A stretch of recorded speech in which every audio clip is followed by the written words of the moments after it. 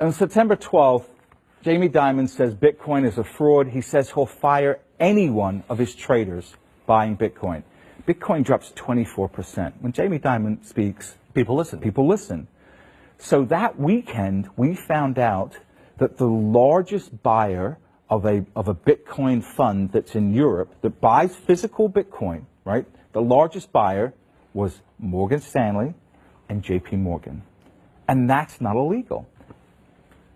He says it's a fraud. It says he'll fire anyone that buys it. Yes. And at the same time, his company is buying it. His company is buying it. It's just, I mean, so unethical. Right. Okay, George Soros. George Soros, in January 24th, price was already down, calls Bitcoin a bubble, says Bitcoin is the worst, the worst investment in the world. Don't buy Bitcoin. Don't buy Bitcoin. Basically throws gasoline on the fire at this point. And then what do we find out? So he says bubble here. It drops 44%. Right.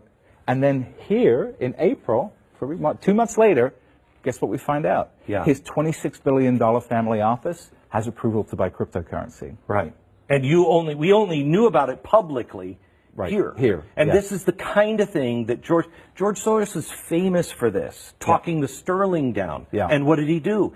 He stole the pensions of all the little people. Yeah, made $1 billion. Yeah.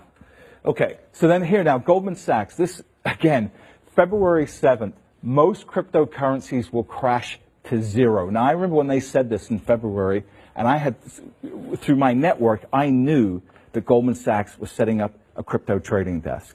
Absolutely knew they were setting up a crypto trading desk.